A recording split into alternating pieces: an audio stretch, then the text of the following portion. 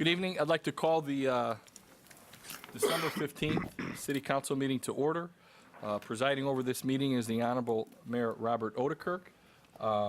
Doing our invocation this evening is Father Chris Groh of St. Mary Magdalene Church in Joliet.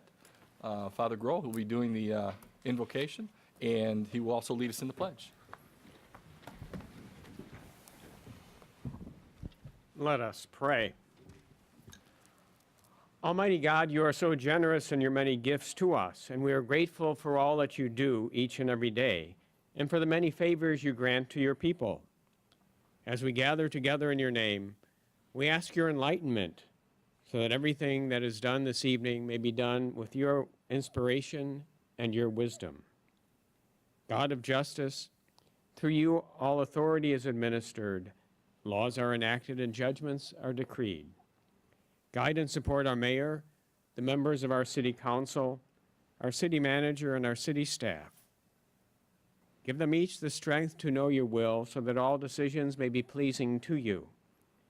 May their work be conducted with righteousness, and may they always promote what is for the good and welfare of the citizens of Joliet. We likewise commend to your care all of the residents of our city, that they too may be blessed and sanctified. Together may we all work for the betterment of our community, so that we may enjoy the blessings promised to those who remain faithful to you. For we pray to you, our one and true God, now and forever. Amen. Pledge allegiance to the flag of the United States of America and to the republic for which it stands, one nation, under God, indivisible, with liberty and justice for all.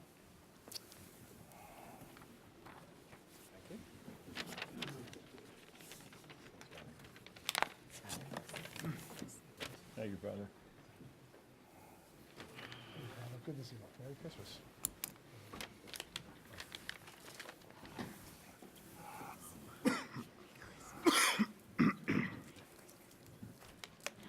We'll begin with roll call. Mayor Odekirk. Here. Councilwoman Gavin. Here. Councilman Girl. Here. Councilman Hugg. Here. Councilman McFarland. Here.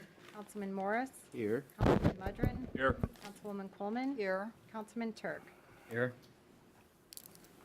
First on the agenda is a presentation, Muscular Dystrophy Association, Joliet Fire Department, 2015 Fill the Boot Drive. You come forward.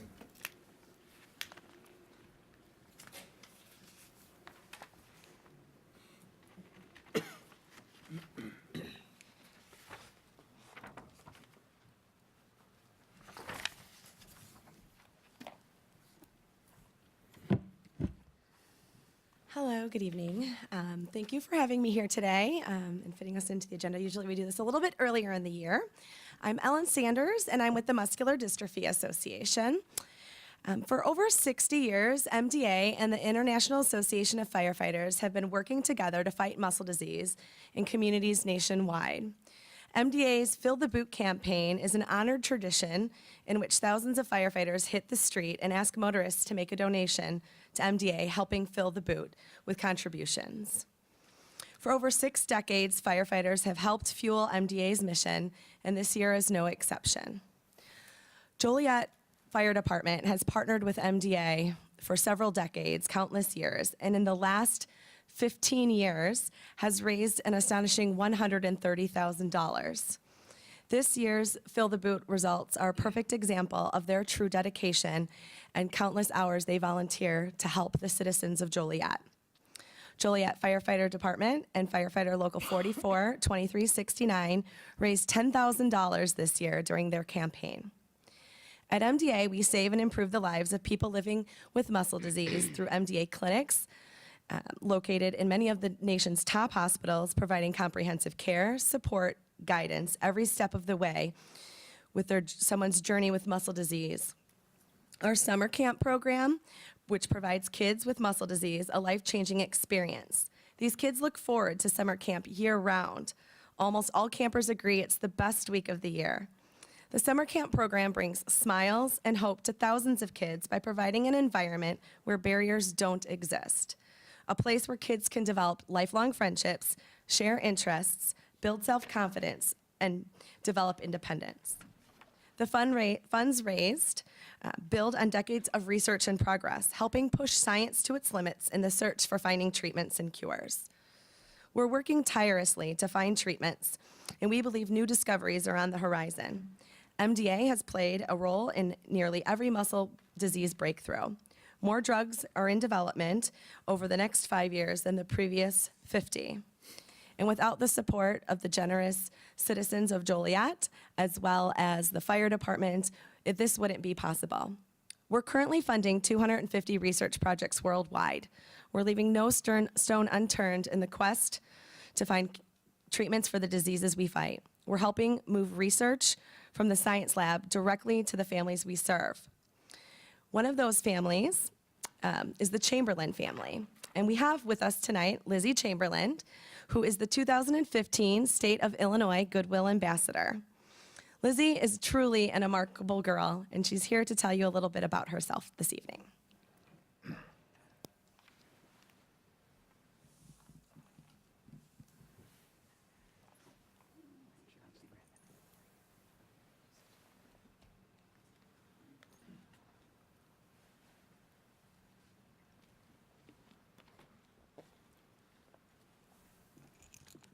Hi, I'm so happy to be here this evening. Thank you for having me and allowing me to tell you my story and how firefighters are helping me through the Muscular Dystrophy Association. My name is Lizzie Chamberlain, and I am the MDA Goodwill Ambassador for the state of Illinois. I am 13 years old, and I live in Jacksonville. When I was born strong and healthy with a normal weight and length. I met all my milestones at an earlier age than my sister and brother. But when I was 2, my parents noticed I was still climbing the stairs on my hands and knees, and when I tried to run, I looked funny. When I tried to get off the floor, I had to push on my knees with both hands to stand up, and it was hard for me to do. My doctor sent me to an orthopedic surgeon who told my parents that I had spinal muscular atrophy, or SMA. He said I'd be wheelchair-bound by kindergarten and would not live to see my 30th birthday. I went to see a neurologist for a second opinion, and he ran a test and said that I did not have SMA but had a myopathy, or weak muscles. I took physical therapy and dance lessons for several years and held my own until 4 years ago. Then I started to get weaker. I started falling more and getting hurt, especially when kids at school brushed up against me. So I started using my wheelchair more. I was left out a lot at school because I couldn't do many of the things that the other kids could do. I came home and told my mom how much it would mean to me to be able to play with kids who are like me. My mom found our local MDA office online and called them, and they registered me for my first summer camp. MDA made an appointment for me at their clinic in Springfield that same year. The clinic neurologist challenged my previous diagnosis and sent me to have all the tests I needed. It took months to have all of them done, but finally we got the results from my muscle biopsy and genetic testing. We learned that I did have spinal muscular atrophy type 3. I am still learning about my disease, but my family and MDA help me every day to live with it. The Muscular Dystrophy Association funds research to help find treatments and a cure for over 40 different neuromuscular diseases. Because of research, we now know so much more about SMA than we did when I was 2. They also improve my quality of life in many ways. They send me to a barrier-free summer camp each year where I'm not the different one, and I get to hang out with kids who are like me. I get my own counselor to help me do things I normally only dream of doing. There are over 120 kids in Illinois who enjoy MDA summer camp as much as I do. MDA also funds support groups and clinics that help me manage my disease, and a loan closet where valuable equipment is available to me if and when I need it. MDA loaned me a scooter to use at school when I was in 4th grade and loaned me the manual chair that I have with me today. They'll also help me repair my wheelchair if it breaks. MDA sends me to clinic twice a year, where I get to see a team of specialists who help me manage my disease. When I go to clinic, I see a neurologist, orthotist, physical therapist, occupational therapist, and a mobility expert, all in one visit and at no cost to my family. One of the biggest ways MDA has helped me this year is that my clinic team has helped me get my leg braces and forearm crutches and a medicine that is helping my muscles be a little stronger. Last year, I was unable to stand up from my wheelchair on my own, unable to walk very far, and unable to button jeans, open a milk jug, or shut my car door. This year, thanks to MDA, I can do all those things, and it feels so great. MDA would not be able to do any of these things for me if it were not for the support they receive from our firefighters. For over 60 years, firefighters have collected for MDA by filling the boot and holding their events to support the fight against muscle disease. 60 years is a long time. I don't know if I can ever thank them enough for not giving up and for continuing to help us fight muscular dystrophy. But tonight, I'd like to try. I want to personally thank my firefighter friends at the Joliet Fire Department and the Joliet community for helping me and many other families fight muscular dystrophy. Thank you for not giving up the fight. Thank you for helping MDA change my life, and thank you for giving MDA families hope.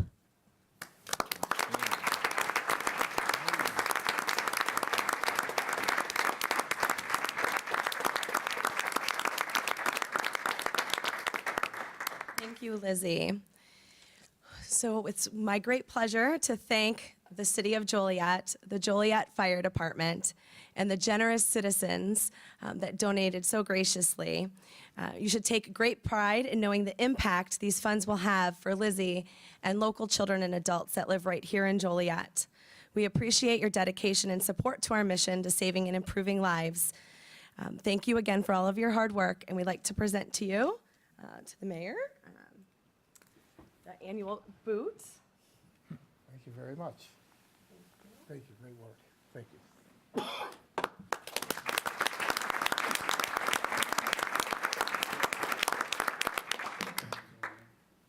And to Chief. This is a plaque. Lizzie actually drew this beautiful drawing of the plaque. So thank you so much for your support. And thank you.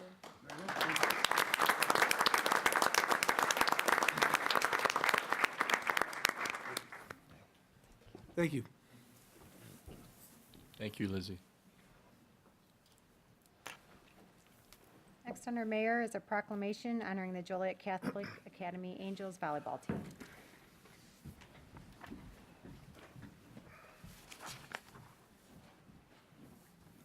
Ladies, will you come up, please?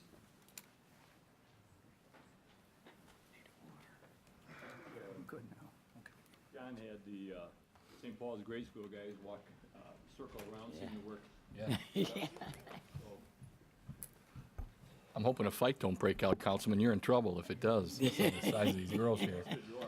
I mean, you're like the little, you'd be a libero, it looks like, on this team. I don't think I was quick enough to be a libero ever. Yeah.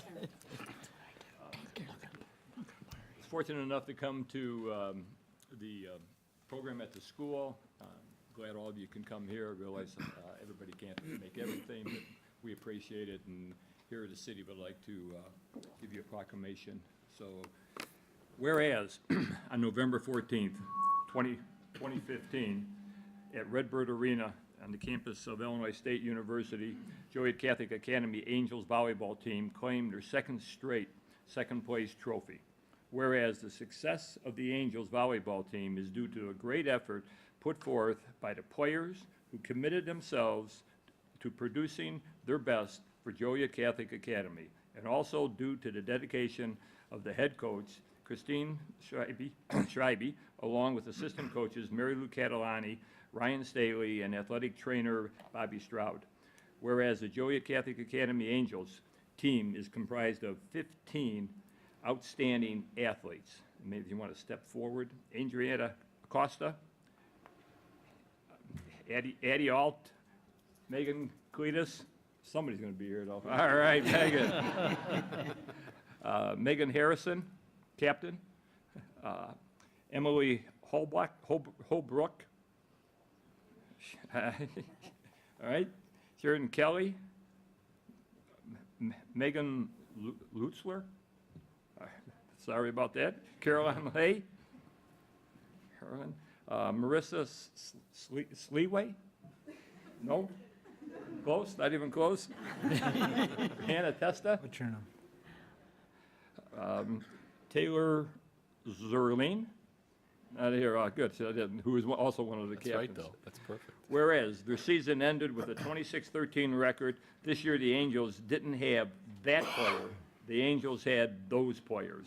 Whereas the Joliet Catholic Academy Angels have become one of the most successful teams in the Class 3A volleyball to date, playing in a title match 5 times since the classes split in 2007, the most in Class 3A history.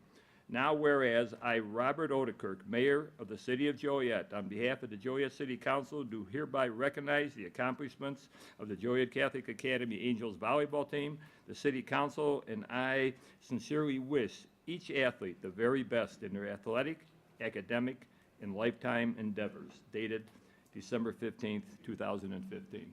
Congratulations.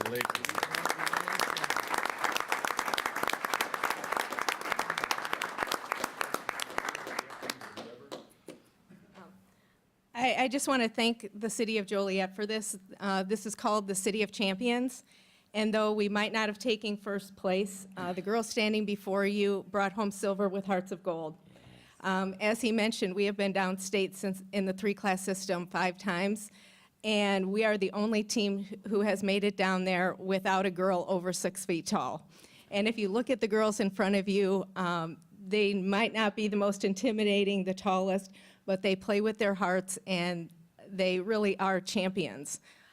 We definitely felt like champions on our way home from Redbird Arena this year. We thank the police department for our escort, which was really nice. And we thank Councilman Mudron for coming to our assembly afterwards. And we are just proud to represent Joliet and the City of Champions. And we thank you for this proclamation.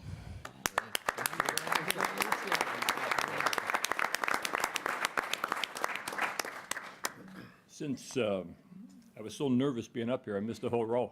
So I won't start from the beginning, but Megan Malone, captain. Sorry I missed you. Kate Mihelich, Sarah Nahas, and Jessica Simon. Almost all of them never here that I missed. Sorry. Sorry, ladies, parents, I see some of them here. Congratulations, and I know it takes a lot of work on everybody's part to get as far as you did. I'm proud of you.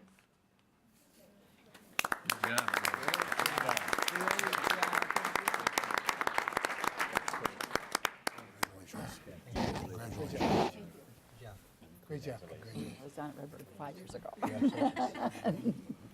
Congrats.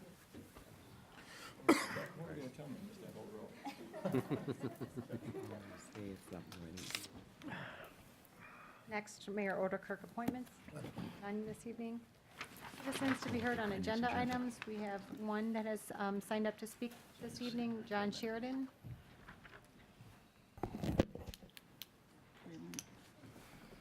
Oh, that's want to see it.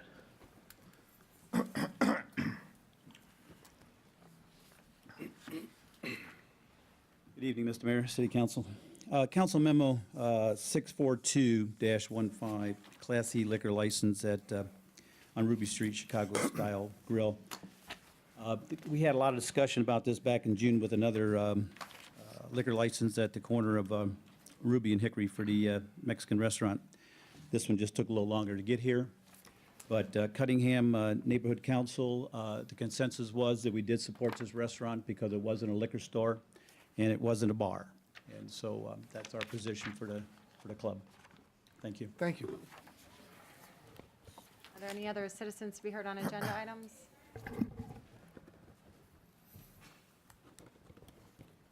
Seeing none, next is the approval of the agenda. Are there any items you would like to vote on separately under bids and contracts? Now would be the time to pull those out. I think, Mayor, were we going to pull out the work order system? I believe so. Okay. Do we need a motion, Kristen? Pull that out. I'll move to pull the work order system out. Second. Any others? The motion and seconded to approve the agenda as written with the following change. Pull Council Memo 657-15, purchase work order asset management and citizen request management system, to be voted on that separately. Councilwoman Gavin. Aye. Councilman Girl. Aye. Councilman Hug. Aye. Councilman McFarland. Aye. Councilman Morris. Aye. Councilman Mudron. Aye. Councilwoman Quillman. Aye. Councilman Turk. Aye. Motion carried. Mayor? Point, Yes. I'd like to pull 654-15 to be voted on separately. Just voted on all those. Wait a minute, what? Is there a second? I'll second. I don't think you really need a second, it's just to. Okay. Just Which one's that?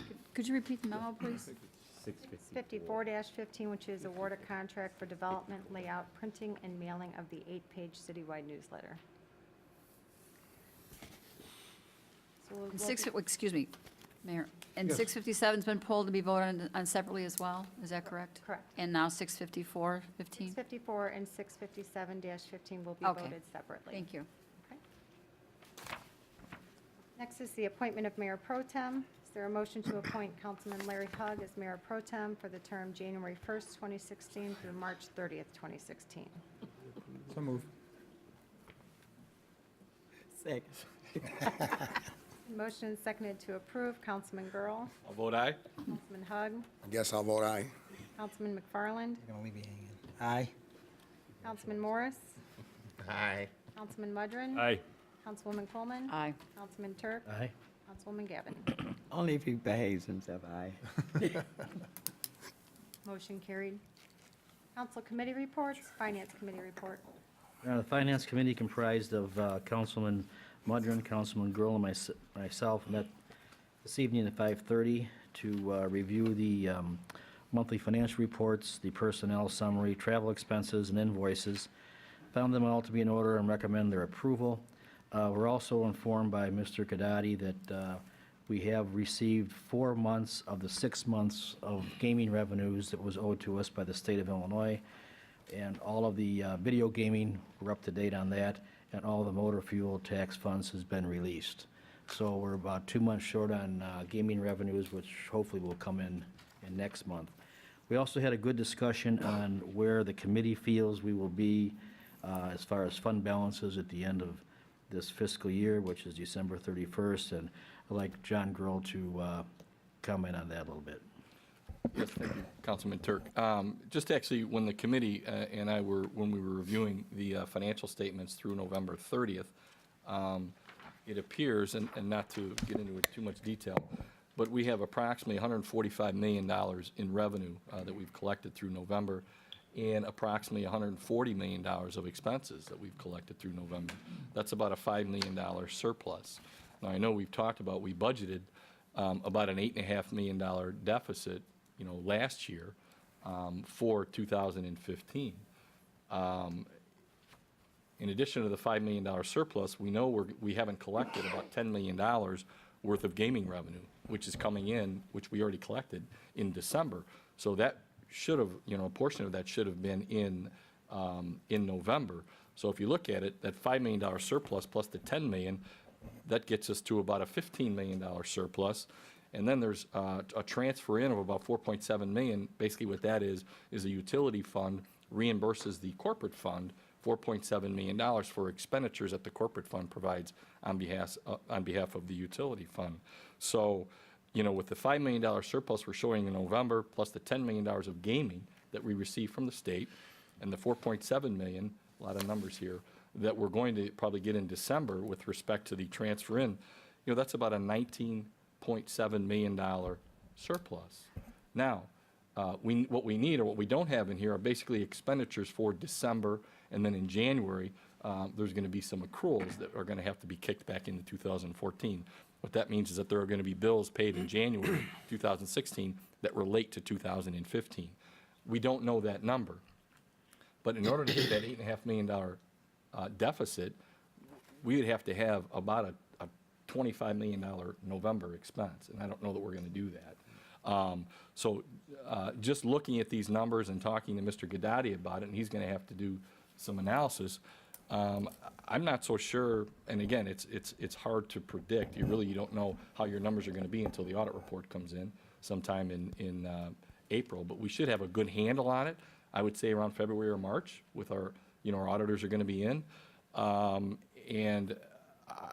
Again, it's hard to predict, but based on the numbers that I'm seeing right here, I don't see us coming close to an $8.5 million deficit. I think you may even see a slight surplus. Again, remains to be seen until the numbers come in. So, Jim Gadadi, I don't know if you want to comment on that. We had a discussion at Finance Committee.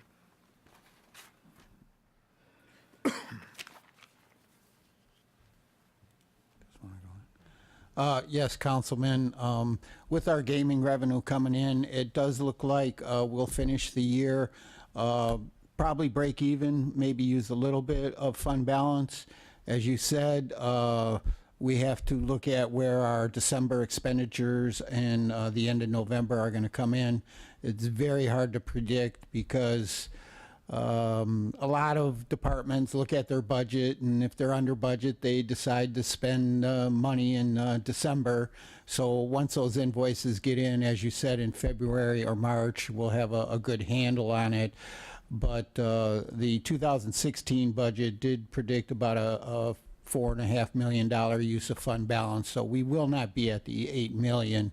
And it does look like we'll break even or maybe add a little bit to fund balance at the end of this year.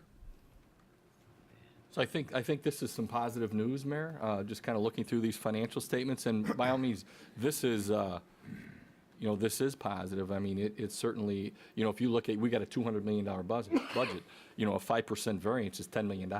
So it's no indictment on the budgeting process, because a 5% swing here or there, is a $10 million difference, which is, certainly acceptable.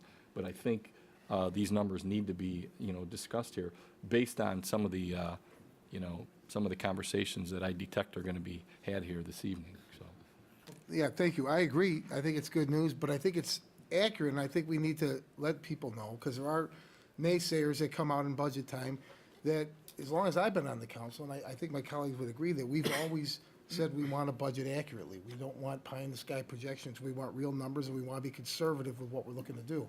I think last year is a perfect example. We were looking at a proposed deficit that probably is not going to happen.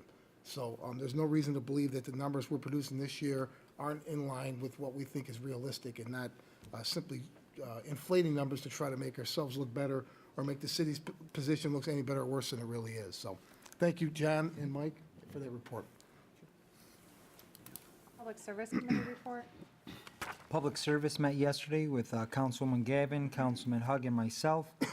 All change orders, contracts are up for approval this evening, and final payments. The only item I want to bring to your attention that's for approval this evening is an emergency replacement of a manhole at the corner of Ruby and Wilcox.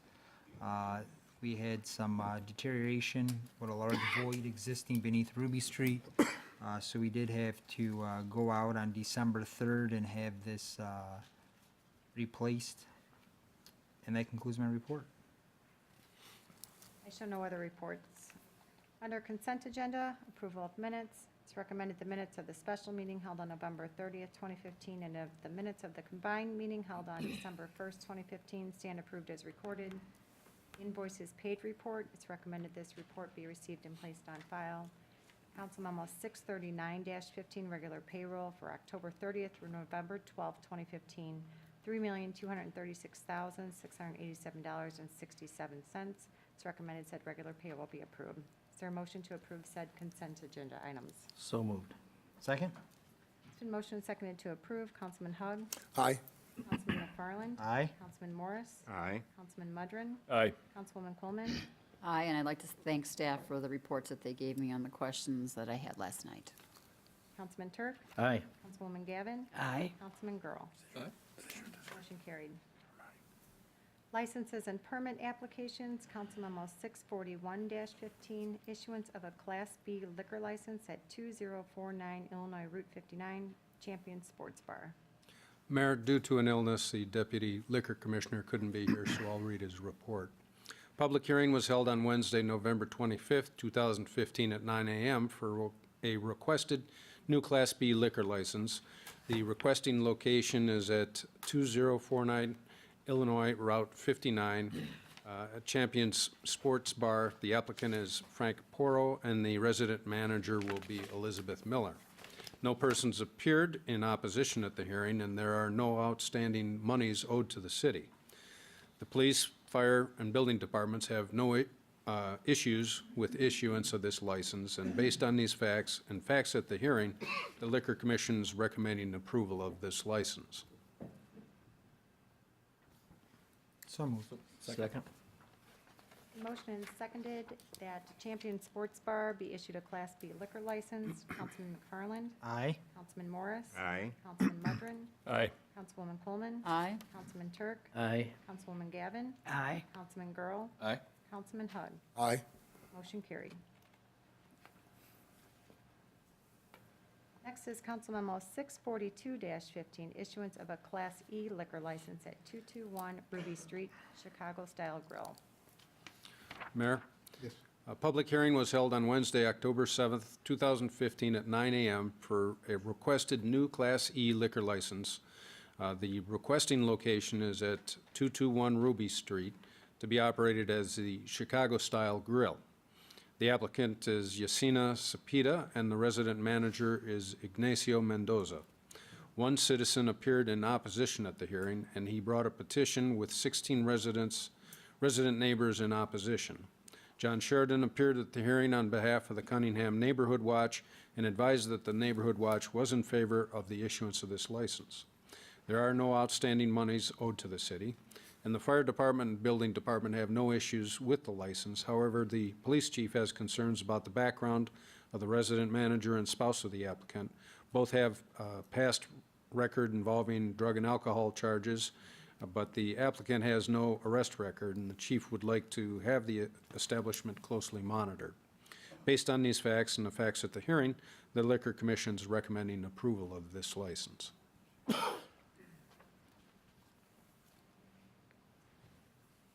So moved. Second. The motion and seconded that Chicago-style grill be issued a Class C liquor license at 221 Ruby Street. Councilman Morris? Aye. Councilman Mudron? Aye. Councilwoman Coleman? No. Councilman Turk? Aye. Councilwoman Gavin? No. Councilman Girl? Aye. Councilman Hug? No. Councilman McFarland? Mayor, could you just, or the chief, what type of special watch are you looking for, or what type of? Well, as you know, once we issue a license, it's very difficult to take it away, and we've had problems with several establishments here in the past.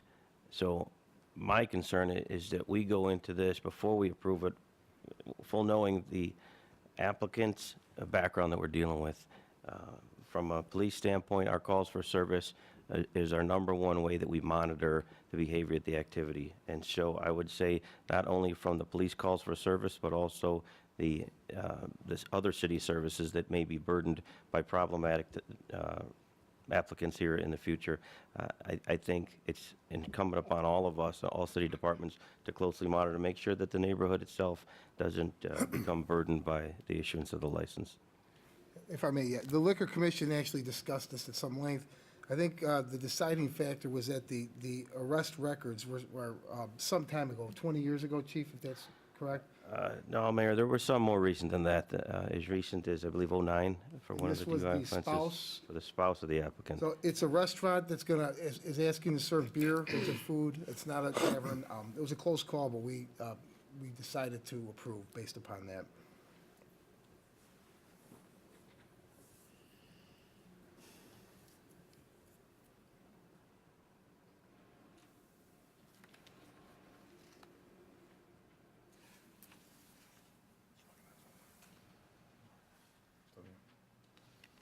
Sorry, I'm just reading something.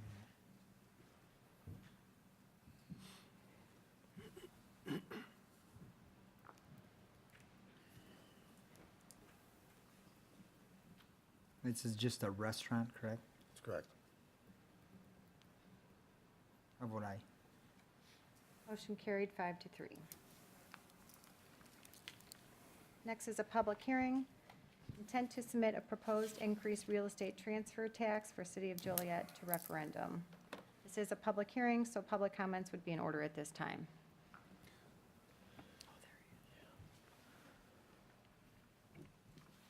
Mayor, City Council members, thank you for your time tonight. My name is Gideon Bluestein, and I represent the Three Rivers Association of Realtors. And if I could just ask any of the realtors who are here tonight to stand very quickly. I also reside in Coal City, Illinois, but we do represent nearly 1,000 realtors who live or do business in the city of Joliet. I'm I'm here to convey our opposition to an increase in the property transfer tax and to urge you to vote no tonight on sending it to referendum. But I don't want you to think I'm here out of a self-interest only for our industry or only for the property owners who will bear this burden. I applaud the recent efforts to move the city forward, and I want to convey my fears based on data that an increase in the transfer tax could have unintended consequences that far outweigh the projected revenues. Joliet is on the verge of great accomplishments with regard to home ownership. Home sales and values have been rising, and the city has launched an ambitious down payment assistance program. I've been working closely with Alfredo Malicio from the city on this program. It's to encourage renters and commuters to become Joliet homeowners. But the market in Joliet is very fragile. Why negate these efforts with a property transfer tax increase? A comparison of median home prices for the area demonstrates that the problem with Joliet's revenues is not that taxes are too low, but that home values are not as high as in surrounding communities. In fact, Joliet has the second lowest median home value of all of the surrounding communities.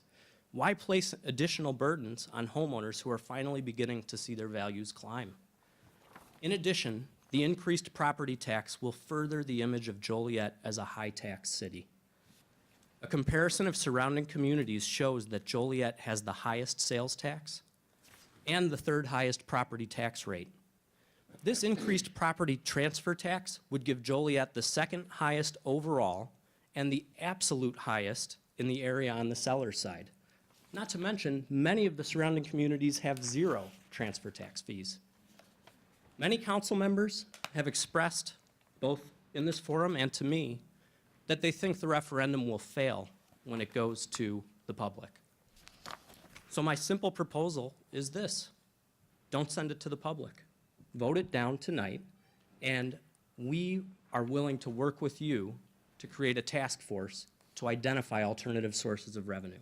And not just us, it's not just a realtor issue, it's a City of Joliet issue.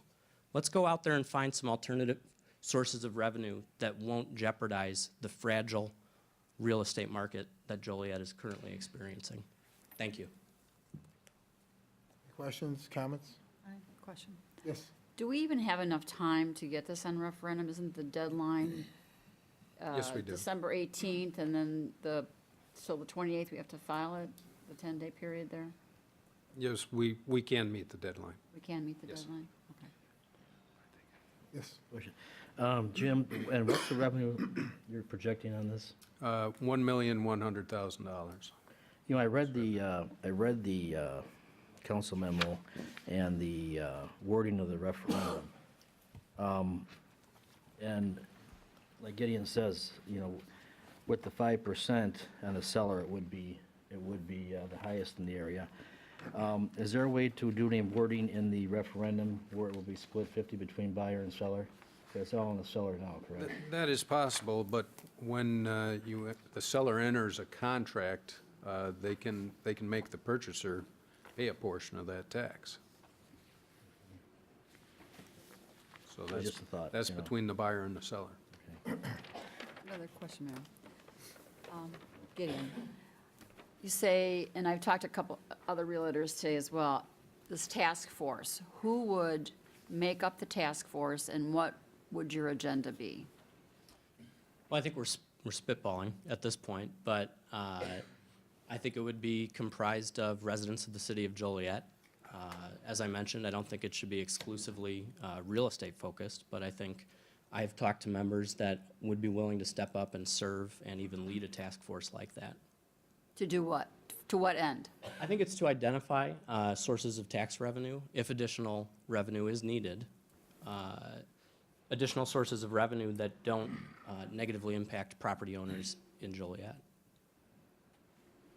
But again, how would you go about choosing who would be on that task force? And who would you work, you say you would work hand in hand with the city, but who would you work with within the city? I mean, I need more details. Sure. It's a proposal, and if it's going to have real teeth, I think the city council should be the group to put that together.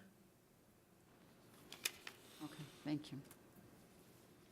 Jim and Gideon, following up on Councilman Turk, I believe there's other jurisdictions where the transfer tax actually is imposed on the buyer. Is that correct? That is correct. So in that case, it could be rolled directly into the mortgage. It's not necessarily cash or dollars out of somebody's immediate pocket, but it's rolled into the overall loan. No? It's paid independently of the mortgage? Hi, I'm sorry, I'm Karen Robertson. I'm a Joliet resident. I'm a member of the Board of Realtors, and I've spent the last 4 years cleaning up Fannie Mae's mess in our area.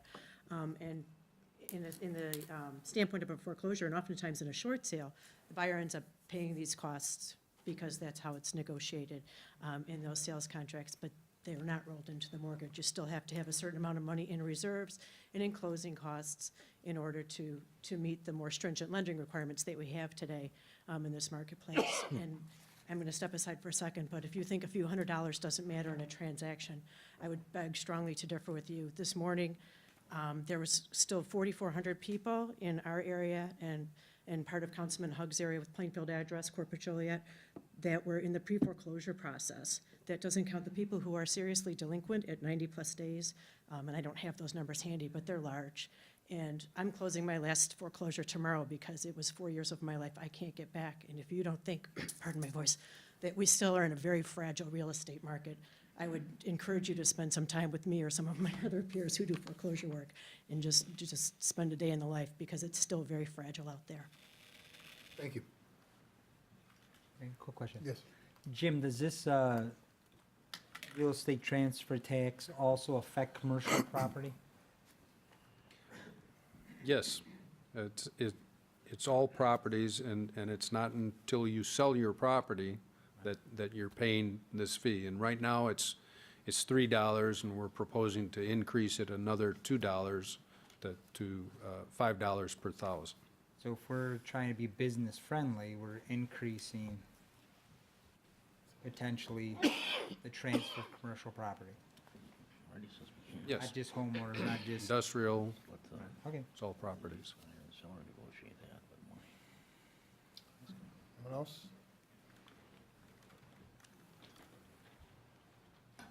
Eddie Rudiger, I live on Tana Lane, and I'm also a Realtor member.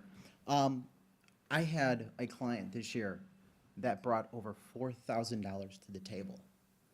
If you don't think a small increase of $100 or $200 could not stop somebody from getting out from a bad situation, we have individuals that are multi-generational, squeezed into 2-bedroom and 3-bedroom units that are looking to expand. We are have people that are choosing to try to avoid foreclosure for over $4,000. This was not a $200,000 or $300,000 house. This was a condo that was an $80,000 value. This could break a lot of deals and push our citizens into possible foreclosure and perhaps bankruptcy. And right now, the short sale process has been so difficult in the last year because of federal guidelines that have made it where you cannot use tax deferment yet, and they have to pay that as an income. That is choosing and would force a lot more people, because they don't really have that short sale option, that would make them go into bankruptcy and foreclosure, and that's going to bring property values down in Joliet. Thank you for your time. Thank you. 1.2. Mayor, I'd just like to point out that in any kind of referendum, the city cannot take a position on it. We can't spend public dollars trying to promote passage of a referendum. The private sector has an advantage over us, that they can spend their time and money. You or I cannot say that we have to have it passed. We can say we need it because we want to spend the money in our general fund budget on police and fire expenditures, but that's all we can really say. Jim, do you have, or Marty, have you drafted the language of how the referendum would read if it's Yes. passed? Would you read that for the record, please? I can read it. Thank you. Shall the city of Joliet, Illinois impose a real estate transfer tax increase of 66.67% to establish a new transfer tax rate of $5 per thousand to be paid by the seller of the real estate transferred. The current rate of the real estate transfer tax is $3 per thousand and the revenue is used for general corporate purposes. The revenue from the increase is to be used for the general fund expenditures, which include the police and fire department budgets. Now, we're required by law to say what that percentage is of the increase and also how the money would be spent. Just one more question. Yes. Getting back to Councilman Turk's question about splitting it, why can't the referendum read that? There'd be half the seller and half of the buyer. Mayor? Yes. The current ordinance, the current ordinance reads seller, so that's why it's seller. Oh, because it's in the ordinance. It's in the ordinance Okay. now. Thank you. Yes. Quick question for Mr. Hack. Last evening, when I requested that we reflect the revenues a little more accurately in taking this assumption, additional $1,000,001 out of the budget, you indicated that it was in our best interest to keep it in there to kind of show the need. So we're not going to be actively out there advertising that because we cannot do so as a council. Can you explain that a little bit? Well, if you do not pass this resolution tonight, we will have to adjust the budget and change it so that $1.1 million will be coming out of fund balance. $1.1 million more will come out of fund balance to create a balanced budget. Leaving it by passing the referendum question, asking the public if they're willing to pass this, we do not use that fund balance. And so it's important to convey that we're counting on approval of the public. Otherwise, we are going to have to amend our budget and use fund balance. Okay, just wanted to clarify. Sure. Yes. Mr. Mayor and council members, my name is Donna Billings, and I live on Cala Drive in Joliet. First, I have to say, I don't come to a lot of these. I heard your names, but I don't know you personally like some of my colleagues do. But I'm pretty impressed that what Councilman Girl said about we were facing a huge deficit, and somehow you have managed to work through that, and to the benefit of my city, too. And I appreciate that. Everybody's had a tough row to hoe these last few years, and I thought a lot of doom and gloom for Joliet, too, but I was pretty impressed that it's not as bad as we all thought. I work Realty Executive Success. I've been a realtor in this area since 1996. And my concern, I guess, along with the others, my concern is for broken families, people coming out of divorce, people coming out of job loss and trying to get back on their feet, that if they could sell their home and not be upside down, that this would just be another difficult burden. And I'm thinking of the soon-to-be single mom in a divorce situation. Every penny counts for those clients of mine. And in looking at these, I did a little research today on, at the bottom of page 1 of this memo, as a point of reference, it mentions other communities in the area.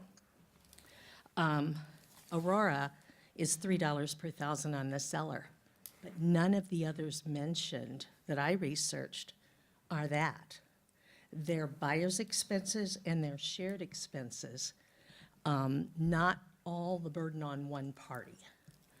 And I guess I would rather not have it at all, of course, or I wouldn't be here. However, if it has to be, can we work through some way so that it's shared?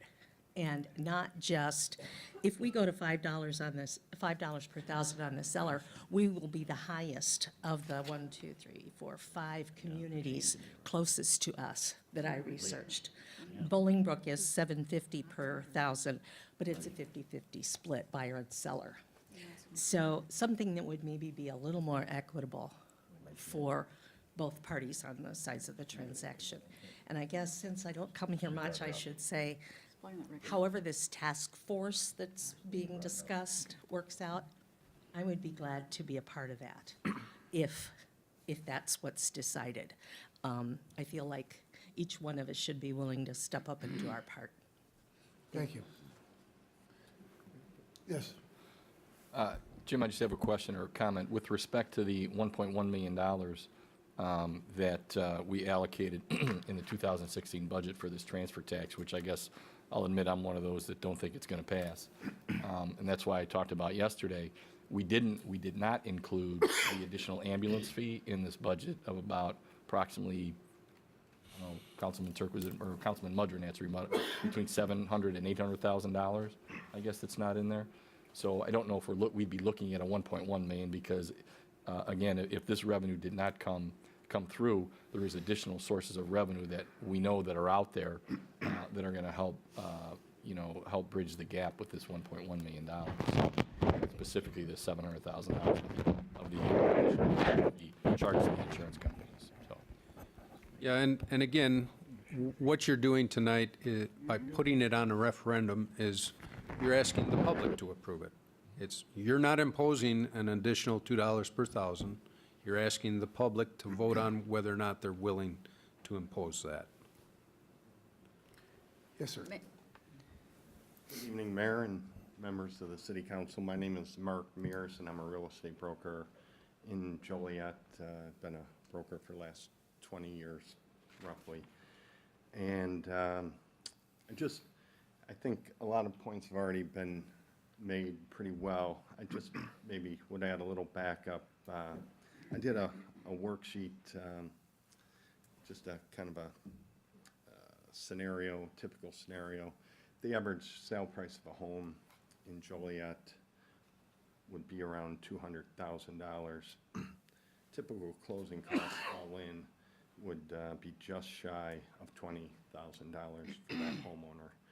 And along with the Realtors Commission and prorated tax, real estate taxes and so forth, that really hits a seller like a ton of bricks. And then you add all the other menu fees.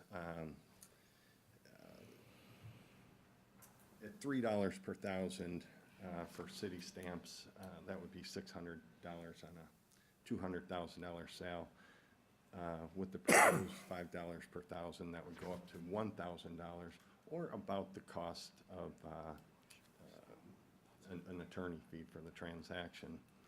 And it's just, with interest rates starting to inch up, that notoriously puts downward pressure on housing values because the cost to borrow money goes up, yet people's incomes are generally somewhat fixed. So with a real estate market that's just starting to begin to be able to breathe again, I think subtle changes could really cave in, and it might just freeze people into their homes rather than being able to sell them. And if that is the case, then it's this $1.1 million in projected increased revenue. Is that a reality, or is the majority of that going to come from commercial or industrial sales? I sit at people's kitchen tables several times a week discussing, can we do it now? Not quite yet. All right, what do you think? What's the market doing? It's so sensitive right now. And I just think, even though it'd just be $400 more to that seller, they're already waiting just for the opportunity to only bring $2,000 to get out of their house rather than $2,400. That's the scenario I see oftentimes. And too many times the sellers are not eligible for a short sale. They make enough money, they can't claim the hardship, but they're just stuck in their homes. And I do think that if we could eliminate this freeze and do make changes that could create a little bit more liquidity of these properties, that in itself might help the city of Joliet, might increase sales tax revenue and other things as well. So One last thought is, I'm not against an increase at some point in time. I just highly question if 2016 is the year to do it. Thank you. Thank you. Thanks, Mark. Councilwoman?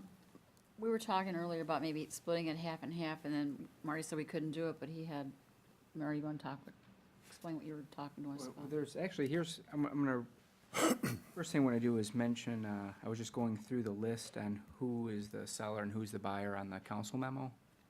So, Aurora is on the seller, Chicago is $7.50 on the buyer, $3 on the seller. Naperville is the buyer, Bolingbrook it's split, Cicero seller, Peoria seller, and then, just gotta get to the other three. But here's what the ordinance says, is the liability is borne by the seller unless otherwise negotiated by contract, so. Does that answer your question? No. Never mind. Anybody can, in the sales agreement that they enter with the purchaser, can share the cost, or make them pay 100% of the cost if they want. It's negotiable. Yes. Good evening, Mayor, City Council. My name is Lori Gilmore. I live on Mason Avenue in Joliet. I am also a real estate broker whose primary market is Joliet. So all of my colleagues have said exactly what I believe, and I actually had a seller accept an offer over the weekend, and after running numbers several different ways, they're going to end up bringing over $3,500 to the closing table. That is not unusual. We all have had that conversation with our clients. And I think the conversation about splitting between buyer and seller, it's still impacting that transaction. It has to be paid at the closing table to the municipality. Depending on whose pocket it comes out of, it's still a tax that's being paid, and it impacts that transaction. Just to finish the last three, Shanahan is buyer. However, if somebody is repurchasing in Shanahan, they don't have to pay that transfer tax. That's true of Romeoville as well. Romeoville is buyer, but if a seller sells a property in Romeoville, turns around and buys another property in Romeoville, they can ask for a refund of that transfer tax. So they're encouraging people to stay in that municipality. The other piece of this, I think that, to Karen's point, with all of the pre-foreclosure activity and inevitable bank-owned properties that we're going to see hit the market, in a bank-owned transaction, Fannie Mae, Freddie Mac, various other lenders do not pay those transfer taxes. So that burden becomes the buyer's responsibility. Those fees have to be paid. Municipality isn't going to let us get away with not paying them, so the buyer has to pay them. So to use kind of Mark's medium price point of $200,000, which I would love to see Joliet's medium price point be $200,000, if someone is considering a home, and let's say they're looking in that murky area that is a Plainfield address but corporate Joliet, and if you go a little bit further west, it's Plainfield address, corporate Plainfield. Plainfield doesn't have a transfer tax. So to a buyer of a $200,000 home who's purchasing a Plainfield address, but it's a corporate Joliet property, that's an additional $1,300 at the closing table that they have to pay. If they buy in Plainfield, Plainfield corporate, Plainfield address, they just have to pay the state and county transfer taxes that are $300. So if you got two bank-owned properties sitting vacant, and we all agree that we want to fill those properties, we want homeowners in those properties, two properties sitting vacant, one within corporate Joliet, one Plainfield address not in corporate Joliet, and I can save $1,300. I mean, those buyers make those decisions all the time. That coupled with the fact that as realtors, we have buyers that are fluid in where they're willing to purchase. They might say, I'll consider Joliet or Lockport or Crest Hill. Lockport and Crest Hill don't have transfer taxes. Plainfield doesn't have a transfer tax. Shorewood doesn't have a transfer tax. New Lenox doesn't have a transfer tax. I feel like we are so on the verge of a really, really positive recovery in the real estate market that if we do anything that will deter buyers or sellers in this marketplace, that we've really done a disservice. And those of us that advocate on behalf of our clients every day really hope you hear that message. Thank you. Thank you. Any other questions, comments? I'm sorry, I just wanted to address what you said, Mr. Hawk. Yes, it's very accurate that in a real estate transaction, you can negotiate that with for example, a seller asking the buyer to pay a portion of the $5 per thousand or $3, whatever we're talking about. I don't think the buyers will do it. They'll go find another house. Even though it's only a portion of it, the more, when I position a buyer to purchase a home, I try to position that buyer to be as strong as possible. The largest earnest money check, a strong pre-approval, not one of those papers that aren't worth anything, et cetera, et cetera. The same thing when I'm representing the seller's side. You have to make your home desirable. That added to the negotiations weakens the side that's proposing that. Just like, I want a home warranty. No, that's $500 here, $300 there, and like Lori said, $1,300 when it's something big. So what it does for a seller to propose that the buyer share in those revenue stamps is weakening that seller's negotiations, which makes the home harder to sell. And we don't want that in our city. We want to be able to buy and sell fluidly. Sorry, thank you. Thank you.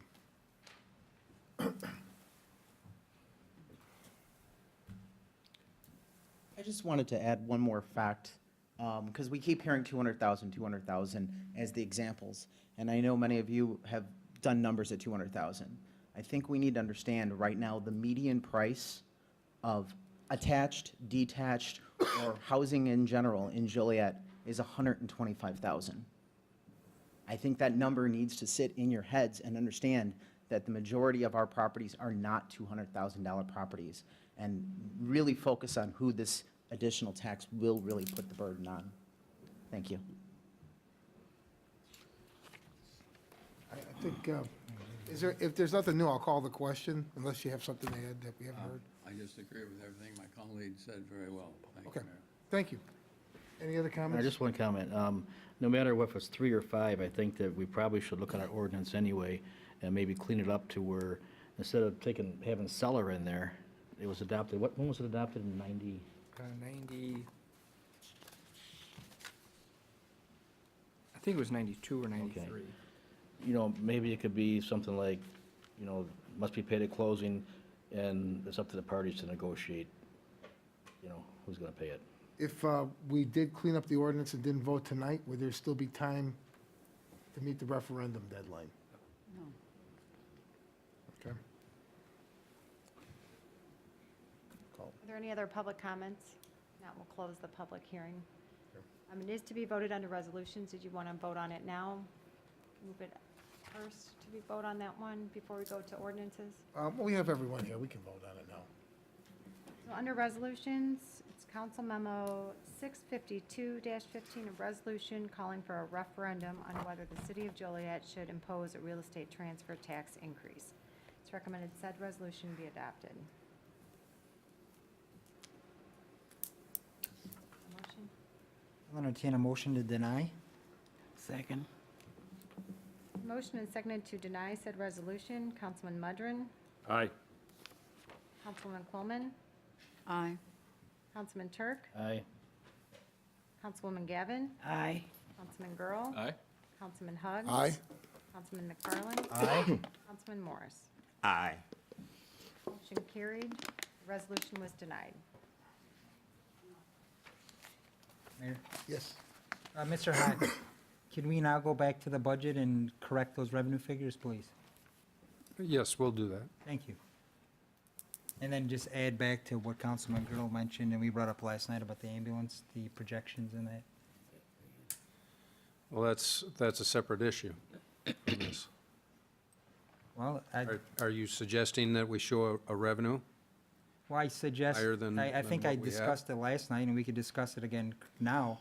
The fact of the matter is, we've projected revenues less than what, Excuse me, I'm not sure we can discuss it Yeah, now. let's stick with the agenda, maybe during council comments or new business. I think we have another budget session Monday. We do, Monday also, yeah. I'd just like to have the information updated for Mondays. I understand. Next, under ordinances, Council Memo 646-15, an ordinance amending Chapter 14 Municipal Waste, Article 3 Collection Fee, Municipal Waste Collection Fee, Late Charge, and Deposit. It's recommended said ordinance be adopted. So moved. Second. Mayor? Yes. Just an update for everybody, since this is a combined pre-council and council meeting. We have a contract with Waste Management for the next 2 years, and so the proposed ordinance would, amongst other things, provide an increase in 2016 annually of $10.66 and $10.95 in 2017. And for seniors, it would be $7.30 in 2016 and $7.30 in 2017 as well. Mayor? Yes. So Jim, just to be clear on this, your memo states that the city entered into a contract with Waste Management in 2007, and there was no approval for the increase to the resident, but there was an increase by Waste Management to the city. Is that correct? That's correct. All right. And we knew that when we entered into the contract. Back in 2007. Yes. My question is the current increase that are before us for approval this evening, is the increase just to cover the cost of exactly what Waste Management is charging us, or is there a surplus? No, this is to cover the 3.5% increase that's mandated in the contract. Okay, so basically, to be clear, we're taking a binding contract of fees that is being charged by Waste Management to the city and just pushing them and passing them on accurately to the resident. That's true. Kind of like we did with the water turn on and turn offs. What staff costs were, we passed it on to the folks that were having the water turned on or turned off. That's right. All right. Thank you for the clarification. Mayor? Yes. I just wanted to clarify something because I think some people may have misunderstood when Mr. Hawk said 1066 increase and 1095 increase, $10.95. That's per year, folks, not per month. Just wanted to clarify, because the way it was presented, some people might have misunderstood it to be, a monthly charge.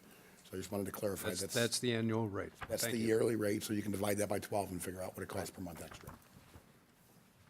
This motion is seconded to approve. Councilwoman Coleman? I have a question. Yes. Are we going to amend this contract in any way? Or we're stuck with this? Well, we have a binding contract for the next 2 years, yes. I think you know what I'm getting at. We can always discuss it at a future date and amend this ordinance in the future if there's savings of any kind. Mayor? Just, Sorry. But beginning January 1st, we have to pay that additional cost. And so that's the purpose of this ordinance, is to pass on our additional cost. But we to can amend residents. this later. We can. Okay, how vote aye. Councilman Turk? Aye. Councilwoman Gavin? Aye. Councilman Girl?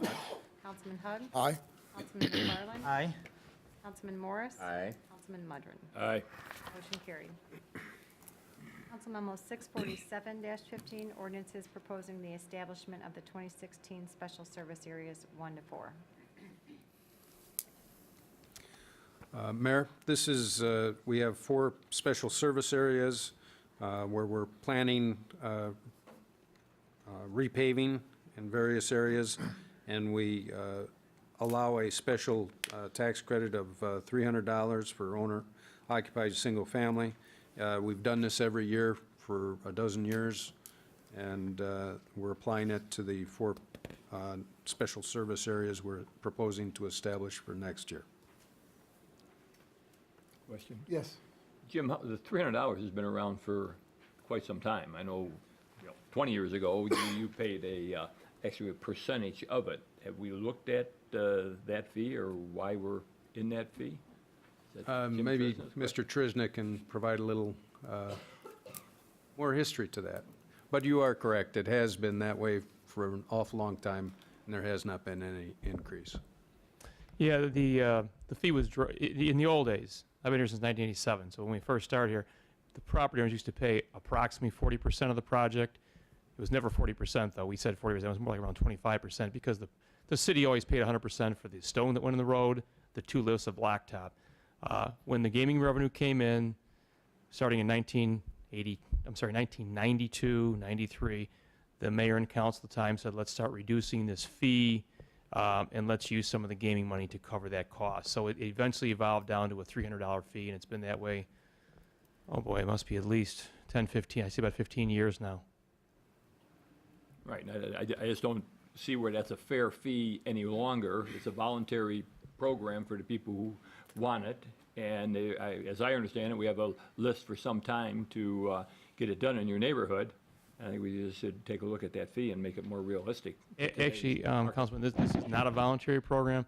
It's a special service area. This is for road. This is not for paving. This is to reconstruct the road, for starters. This is to put in storm sewer, curb and gutter, new pavement, new driveway aprons. We ask people voluntarily if they'd like to pay for sidewalk in front of their house or portions of it, and that's a 50-50 program. They pay half the cost. But this is the $300 fee, and they get all that brand-new pavement, that brand-new road in front of their house. I thought the fee was more for their curbing, but thank you for correcting. Yeah, this is for the whole, this is not just research, this is the whole reconstructive of a street. Oh, I still feel it's too low of a fee. Is there a motion to approve? So moved. Second. Is the motion and second to approve? Councilman Turk? Aye. Councilwoman Gavin? Aye. Councilman Girl? Aye. Councilman Hug? Aye. Councilman McFarland? Aye. Councilman Morris? Aye. Councilman Mudrin? Nay. Councilwoman Quillman? Aye. Motion carried. Council Memo 648-15, an ordinance authorizing the recording plat of Silver Cross Hospital 2, Unit 1 subdivision. So moved. Second. Mayor? Yes. This is just a reapproval of a recording plat for the Hope Manor project behind the old Silver Cross Hospital. They did not meet their state-required 60-day time frame to record the plat, and so City Council needs to reapprove it so that they can refile. This motion is seconded to approve. Councilwoman Gavin? Aye. Councilman Girl? Aye. Councilman Hug? Aye. Councilman McFarland? Aye. Councilman Morris? Aye. Councilman Mudrin? Aye. Councilwoman Quillman? Aye. Councilman Turk? Aye. Motion carried. Council Memo 649-15, an ordinance amending Chapter 2, Administration of the City of Joliet Code of Ordinances, appointment of city clerk by the city manager, creation of inspector general position. Mayor? Yes. Is there any way that we could wait on this for 2 weeks and bring it to committee just for some clarification on a couple things? Since we didn't have pre-council? Well, we could discuss it tonight. I've discussed these positions in the moves with everyone on the council previous to tonight, but I have some comments to make. Maybe they'll clear things up. Yeah, just some of the language. Sure. And Marty, feel free to jump in. I know the Inspector General is something new in Joliet. It certainly isn't new in other municipalities. Almost every other municipality our size has that position. But there were questions about the way the ordinance was drafted. I worked with Marty to do so, and we basically mirrored the ordinances that existed in other municipalities. One change that we did make in discussing with Jim Hock, originally it was proposed that Mr. Hock would be the person to appoint the Inspector General, but as he pointed out, the Inspector General should be in a position to investigate Mr. Hock as the city manager. So it was decided that I would make the appointment. However, upon my assistance, I said that in the ordinance, it shouldn't be treated, the appointment I made when I hired the city clerk or hired staff in the mayor's office or hired the liquor commissioners. I think because of this position, I think there should be oversight by the council, and the entire council should approve this appointment. So that's why the ordinance was written the way it was. Again, with the idea that it wasn't just going to be my decision, but that the entire council would have a vote on this position. Having said that, speaking with Councilman Hug and Councilman Girl, there were some other suggestions that were made, maybe to tweak the ordinance, if either one of you would like to give your idea, so we can discuss it. I'll start, and you can jump in. I know I spoke to the mayor, and I don't know if he spoke to any other councilmen as well and councilwomen as well. But I thought it would be a good idea since the council is basically giving our advice and consent with respect to the Inspector General position. I thought it would be a good idea that also the Inspector General be accountable not only to the mayor, but also to the city council as well. So and I looked through the ordinance, there's a spattering of discussion about it, but anywhere where it talks about, accountability to the mayor, reporting to the mayor, my suggestion would be that it would be to the mayor and city council. I think that would be kind of a positive thing, since we are involved in the hiring process and the selection process. That person should also be accountable not only to the mayor, but also to the city council as well. Along with, I know it talks about termination in here, and so any termination, if this person is terminated, it should also be, I guess, a discussion amongst the mayor and city council, whether it's a majority vote, kind of similar to, I guess, maybe what you might see with the city manager. But those are my comments to basically make this Inspector General accountable not only to the mayor and reporting to the mayor, but also to the city council as well. I'm not sure how others feel about it. Mayor? Yes. If I can comment, the mayor and I were having discussions about a Inspector General who is appointed solely by the mayor, and then at the end of his term, if he's not reelected or he decides not to run, what happens? And so the way we envision this is that it is a employee appointed by the city manager as assistant corporate counsel. The mayor then selects somebody in our legal department for that position, so that if a mayor is not reelected or decides not to run, that person continues employment with the city. Otherwise, it's going to be very difficult to get somebody to come in and accept that position, saying, hey, in 4 years I could be gone. So that's how it was set up in terms of the language of the ordinance. Councilman Hogg? I had a similar suggestion, I think, myself and Councilman Girl. I'll say my suggestion first, and then I'll also give my opinion on who the Inspector General should report to. And speaking with the mayor, there had been some talk and some discussion among some constituents that I had too, and I thought the same thing, that while our approval for the appointment is required, that we should put a mechanism in whereby not just the mayor himself, but the council could fire the individual. And my suggestion was by a 3/5 quorum, which I believe, Marty, on our council, 7 is 3/5? I'd have to pull up my calculator. Okay. The reason I say 3/5 quorum is... I'll take your word for it, though. Well, I don't want to sidestep the obvious issue. This is a very, very delicate position because it's looking at the behavior and potential fraud. So unlike, I believe it was Springfield, that's got a committee of 3 people that would hire or fire. I remember seeing that, I think, in the newspaper. I think that certainly the mayor should have the authority as his appointment, but the council, if it's got a 3/5 majority, should as well. And then you never have to worry, we're talking about future councils, of having a couple that might be under investigation and decide they can get the simple majority vote to get rid of them. You don't want to make it that easy, but I think that would give the entire council, as you had indicated, Councilman Girl, the ability to weigh in not only in the hiring but the firing. As far as reporting, I would probably stay with the current structure, that the individual who is the Inspector General reports to the mayor, because it's my understanding, and someone can correct me when I'm finished, that the Inspector General will take complaints or leads, if you will, and will in fact investigate them.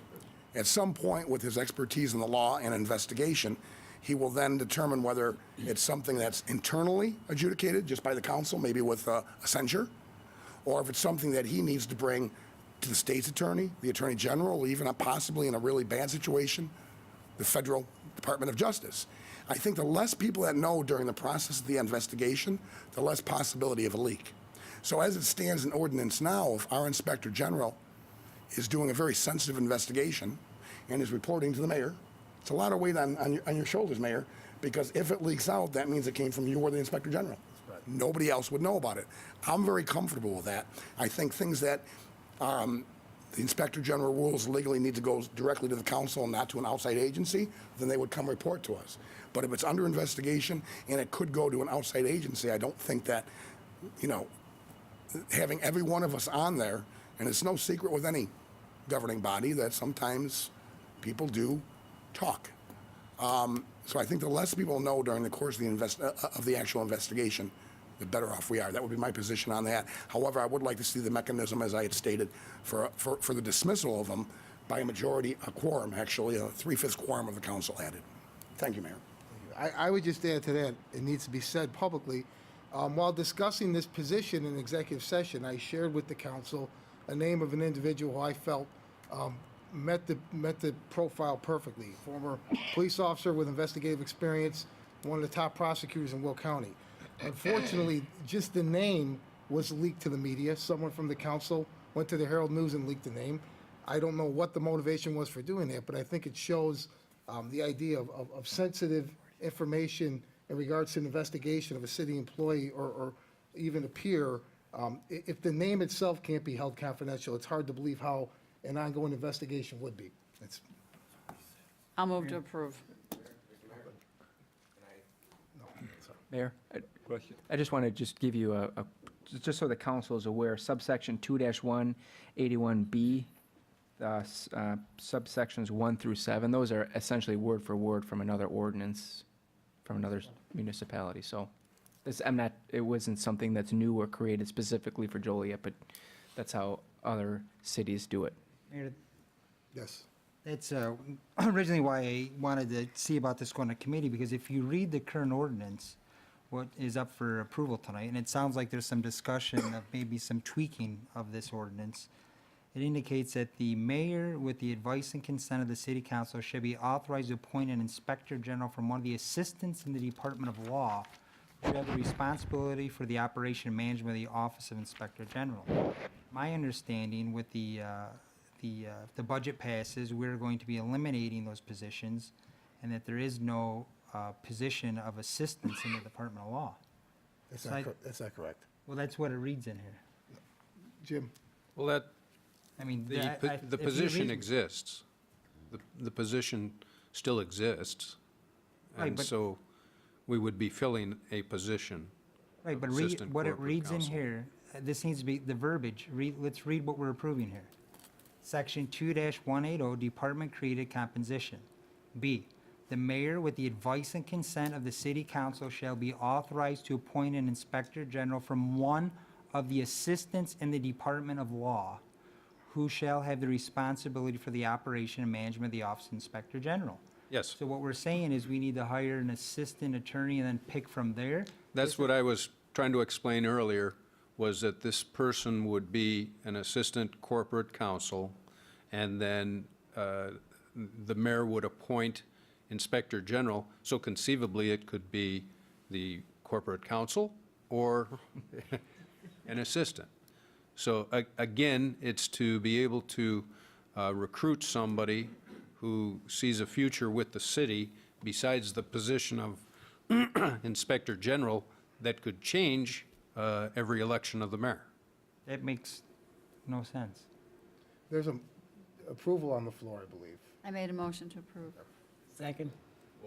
What are we approving, just as is, or are we As going to talk is. about amendments, or? Whatever amendments you would.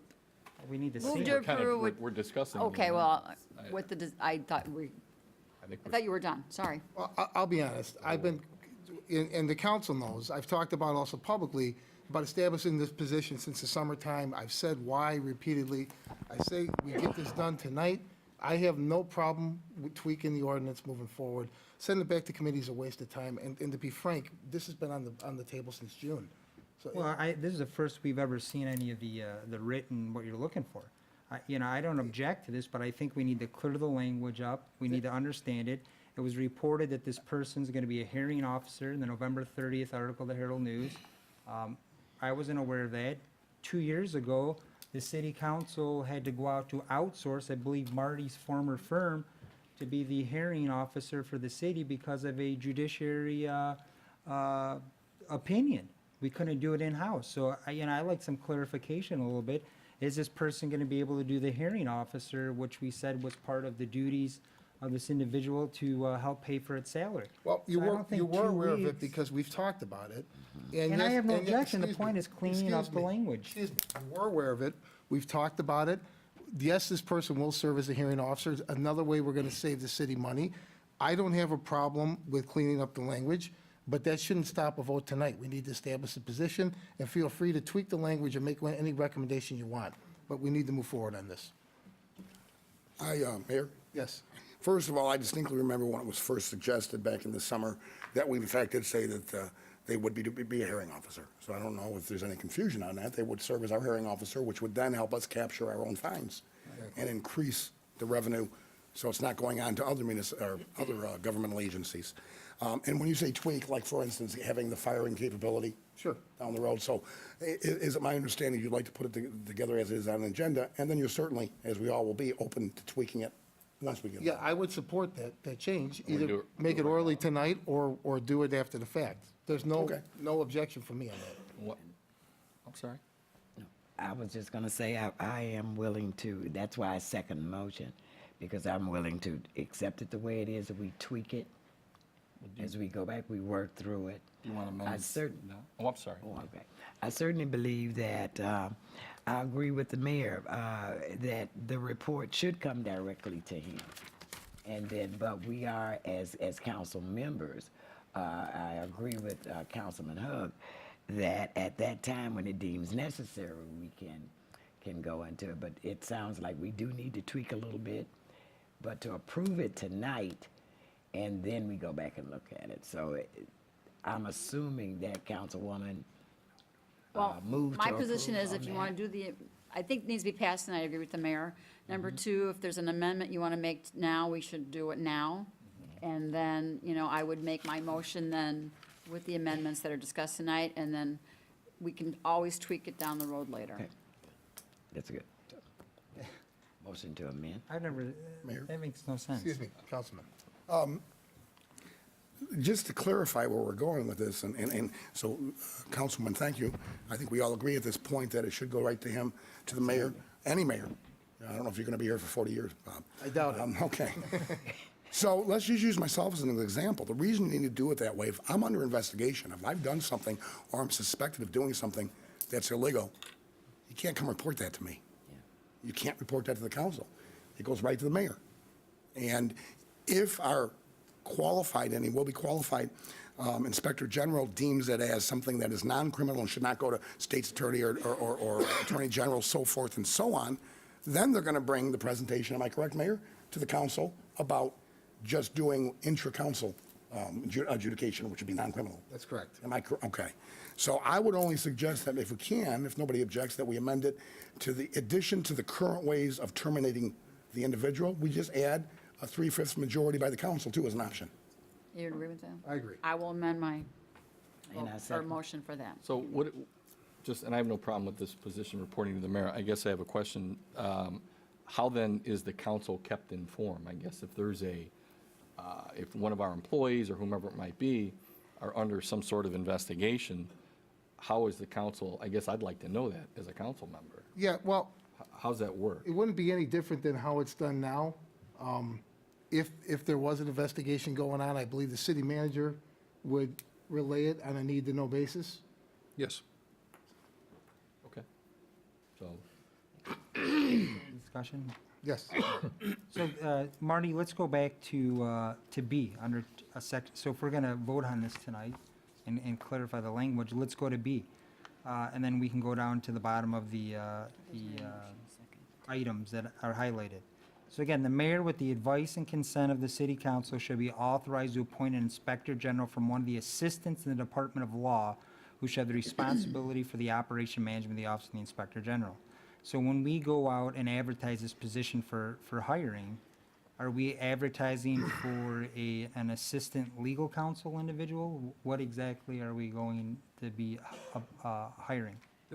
Mayor? Yes. The way that it's drafted now, so it gives that person some assurances of job protection. You know, as much as we'd like to see you're going to be here longer than 4 years, I don't know why anybody would take this position knowing that at the end of your term, they would be potentially not. But it's a political appointment. I mean, But it's it's an appointment in a consent. It's almost like a police and fire commission, which if that's the way we want to do it, it's fine. But what we're basically doing is giving job protection in an assistant corporation counsel position. There's no protection. That's an at-will position. Well, they're saying that way they're not. But it's let go an and- at-will position that could be terminated by the city manager if terminated by the council, and probably will be. I can't imagine this council would terminate an inspector general and he would stay employed by the city manager. That's, So this That's position probably true. reports to you or to the mayor? Because it's not I spelled think out. you're over confusing No, this. well, It's very simple, Councilman. It's my appointment, you vote on it. If you believe that this person's not doing their job right or is running rogue, then you have the ability to remove them. But I don't read that in here. What I'm reading is that the council, the mayor and the council We just amended it. appoint somebody from the Department of Law. So my understanding is that somebody that's already an attorney, we're able to appoint. That's the way this reads. Right, we just amended that also. Yes, Councilman. What was the amendment? Councilman. Possibly what may clear this up, I don't know, but how about instead of having a 3/5 quorum, as Councilman Hugg said, why don't we make it a majority of the council? This way, if we have a rogue, not that we will, but if someday if we have a rogue inspector general, at least it's the majority of the council that can remove this position instead of, a vote of 7 out of 9. So I don't know if, Councilman, if that's what you're getting at, I'm not quite sure. What I'm getting at is according to what we're here to approve this evening, that we approve, I'll read it again. The mayor, with the advice and consent of the city council, shall authorize to appoint an inspector general from one of the assistants in the Department of Law who shall have the responsibility for it. It says nothing about us hiring an inspector general. It says that we are allowed to appoint an inspector general from one of our already assistants in the Department of Law. We are in the process, if I read this, it's the way I read it, to eliminating the law department.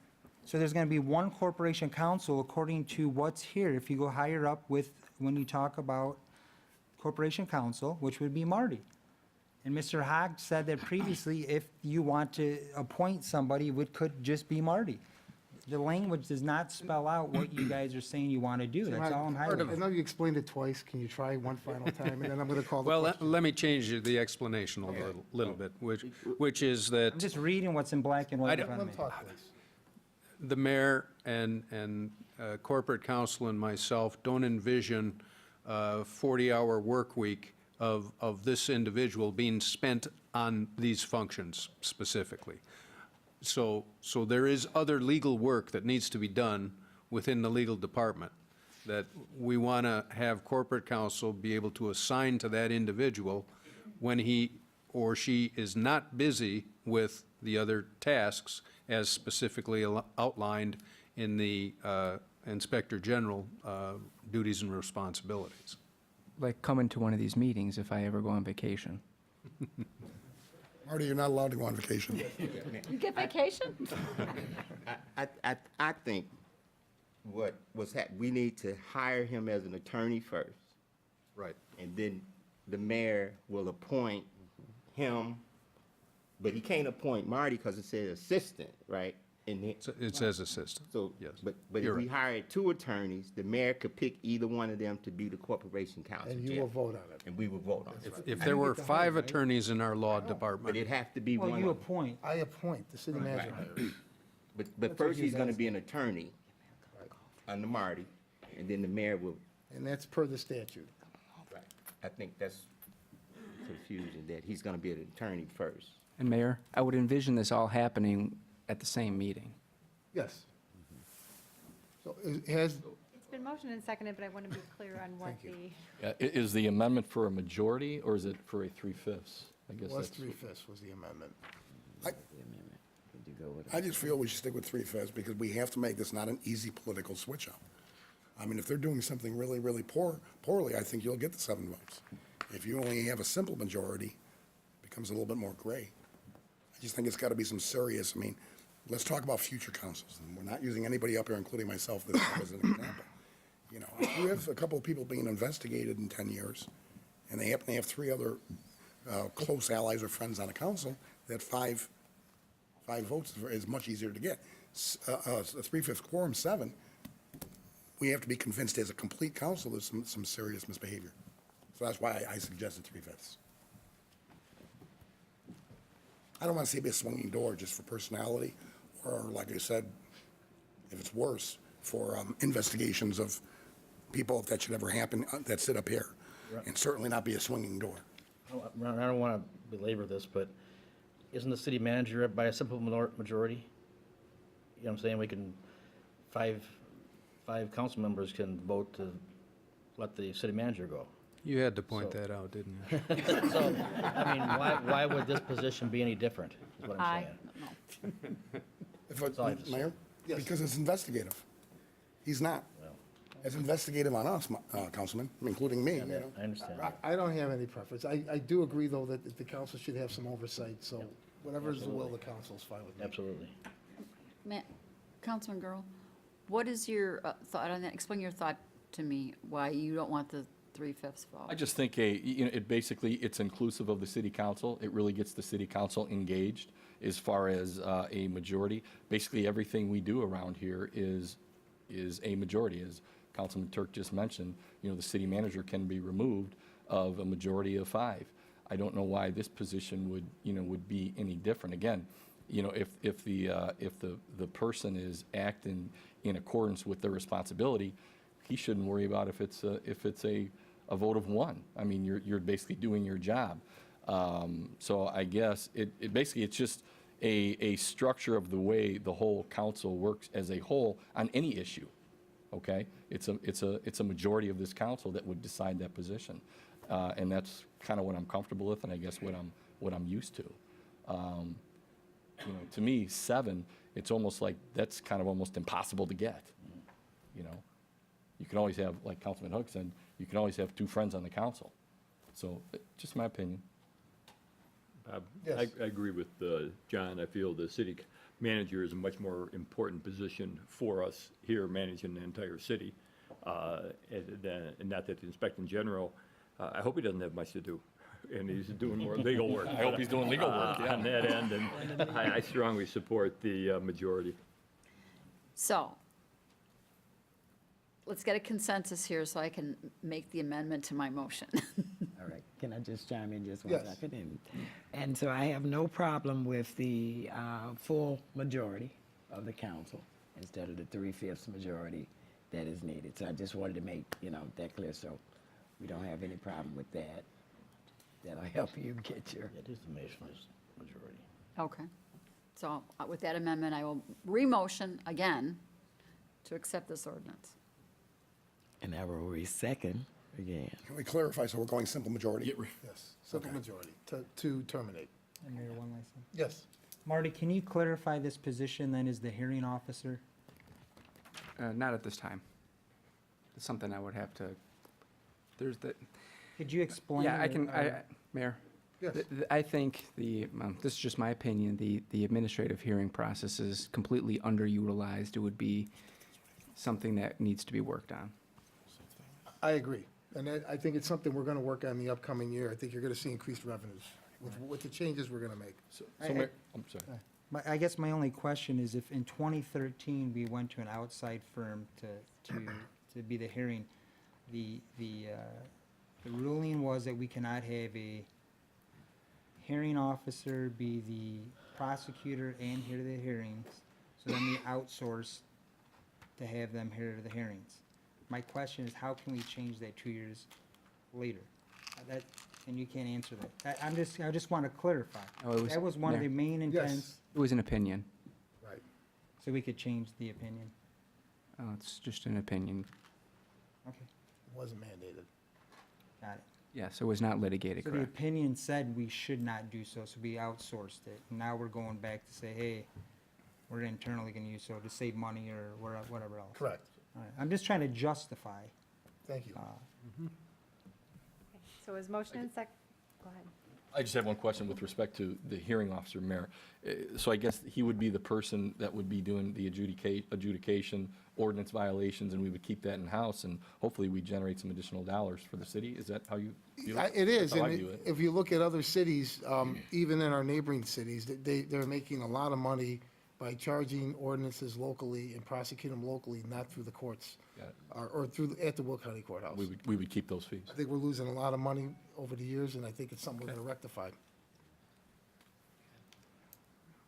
I have one more question, and not you, Mayor, but will the Inspector General be able to, when him reporting to you, the future mayor, if, Jim or Larry, would he be able to investigate that? I know not you, I'm just, that's been in the back of my mind, Well, someone has to be at the top. Right. But having said that, I think if I was doing something illegal, my problem isn't the Inspector General, my problem would be with the FBI. So I think, and as you're seeing in the city of Chicago, their former Inspector General has turned files over to the FBI.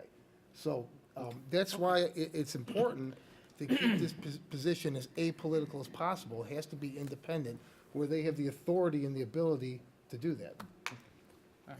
Mayor. Yes. And that's exactly why I think that it needs to report to one person until it's determined that it's not going to be criminal.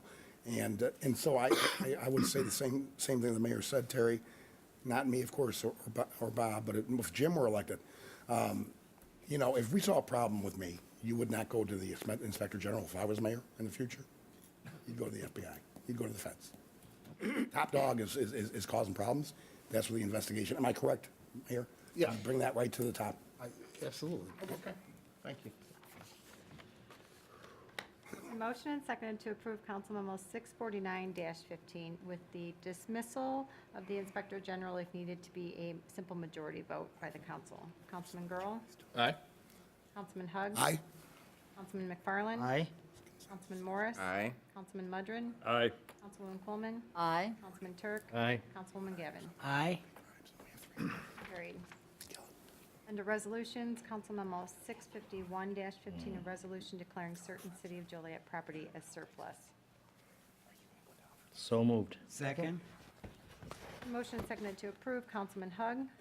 Aye. Councilman McFarland. Aye. Councilman Morris. Aye. Councilman Mudrin. Aye. Councilwoman Coleman. Aye. Councilman Turk. Aye. Councilwoman Gavin. Aye. Councilman Girl. Aye. Motion carried. Under bids and contracts, award of contracts, we will vote on the two separate ones first. Council Memo 654-15, award a contract for development, layout, printing, and mailing of the 8-page citywide newsletter. Questions, comments? Move to approve. Second. Motion seconded to approve, Councilman McFarland. No? Councilman Morris. No. Councilman Mudrin. Aye. Councilwoman Coleman. Aye. Councilman Turk. Aye. Councilwoman Gavin. Aye. Councilman Girl. Aye. Councilman Hugg. No. Motion carried 5-3. Next is Council Memo 657-15, purchase work order, asset management, and citizen request management system. So moved. Second. Been motion and seconded to approve. Councilman Morris. Aye. Councilman Mudrin. Aye. Councilwoman Coleman. No. Councilman Turk. Aye. Councilwoman Gavin. Aye. Councilman Girl. No. Councilman Hugg. No. Councilman McFarland. No. 4-4 votes, so the mayor, we would need your, No. so it was denied. With a 5-4 denial vote. Going back to the order for award of contracts, Council Memo 653-15, award of contract for Union Station Power Generator. Council Memo 655-15, purchase replacement streetlights and poles at the East Side wastewater treatment plant. And Council Memo 656-15, award of contract for the Ruby and Wilcox Emergency Manhole Replacement Project. So moved. Second? A motion seconded to approve Council Memo 653-15, 655-15, and 656-15. Councilman Mudrin, Aye. Councilwoman Coleman, Aye. Councilman Turk, Aye. Councilwoman Gavin, Aye. Councilman Girl, Councilman Hug. Aye. Councilman McFarland. Aye. Councilman Morris. Aye. Motion carried. Amendments, change orders, and payments. Council Memo 659-15 approved change order number 2 and payment request number 4 and final for the John Street Prairie Avenue Roadway Improvements Project 2015. Council Memo 660-15 approved change order number 1 for the Ida Street Rayner Avenue Woods Avenue Roadway Improvements Project 2015. And Council Memo 661-15 approved payment for emergency sewer repairs at 233 Springfield Avenue. It's recommended Council Memo 659-15 through 661-15 be approved. So moved. Second. In motion and seconded to approve, Councilwoman Coleman. Aye. Councilman Turk. Aye. Councilwoman Gavin. Aye. Councilman Girl. Aye. Councilman Hug. Aye. Councilman McFarland. Aye. Councilman Morris. Aye. Councilman Mudrin. Aye. Motion carried. Next is the city manager report. I just want to point out to you that Mr. Gadati prepared and placed in front of you this evening a breakdown of the operating subsidy expenses that show up under the Community Development Administration in the 2016 proposed budget. And so it totals $1.35 million, but it includes our PACE senior discount, funding for the Historical Museum, the Rialto, the Chamber of Commerce, Will County CED, and then we have agreements for tax rebates with DRC at the Buick Pontiac GMC and the Volkswagen. Next is new business not for final action or recommendation. New business? Yes. Jim, could you give us an update on Evergreen's appeal? I think I provided in the last update last week to you that hearing, For the public. Can you share it the public with the appeal process? yeah, I've forgotten the date, but mid-January, city attorney's looking that up, will be the hearing. The briefs were filed, and so argument on the briefs will be mid-January, and then we'll await the judge's decision. And this is both on the issue of whether or not the city has the right to condemn the property, as well as the value of the property. And so the early February, or could it be a couple months after the decision? It could be a couple months before the court decides, Gotcha. issues their decision. So the final argument, written briefs, you said January, and then we wait. Yeah, the briefs were filed first, and then there's oral argument on those briefs, and then it's up to the judge to decide. Gotcha. And then after that point, we then can potentially take over the operation to start recouping some of the dollars. That would be part of our discussion, yes. Okay, Per HUD approval. all right. That's right. So we're looking at maybe 6 more months out? Probably. Okay, thank you. I have a question on the spreadsheet you provided us, Jim. My understanding was and I could, misunderstood, but my understanding was to help pay for our new economic development director that we're considering. A portion of that would be coming out of the contribution to the CED, but that appears to be the same as it was last year. Yeah, that should be reduced. Okay, thank you. Any new business? Next is public comments. Christopher Pedersen.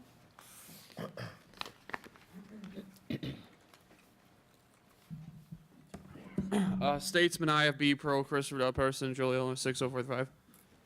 To this distinguished body of councilmen and councilwomen, I want to address full council, legal counsel, and Chief City Manager James Hack on the direction of the great city of Joliet, City of Champions, Crossroads America, and the state project at Holboat Road, Route 6 to Center Point Way. I want to see our great city work with the County of Will to develop that land property up until the building of the superstructure bridge that will go over the Des Plaines River to Center Point Way.